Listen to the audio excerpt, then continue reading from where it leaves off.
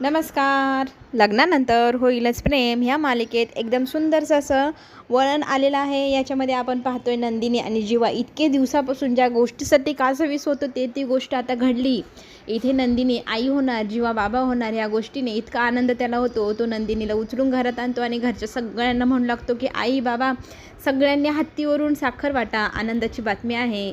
आणि ज्या वेळेला हे सगळं जीवाच्या आईला कळतं त्यावेळेला ती त्यांचं अभिनंदन करते. घरातले सगळेजण त्यांना अभिनंदन म्हणू लागतात. होणाऱ्या आईबाबांना इतकं कौतुक करून सगळेजण शुभेच्छा देत असतात. तर आई म्हणते तुम्हाला कोणाची नजर नको लागायला. त्याच वेळेला पाठीमागून आवाज येतो लागणार.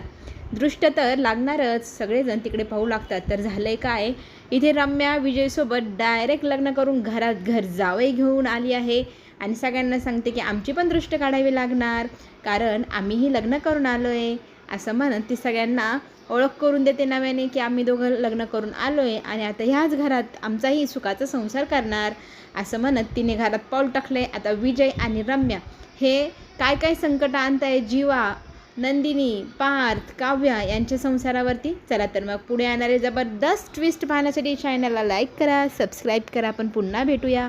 तोपर्यंत छोटीशी विश्रांती. धन्यवाद.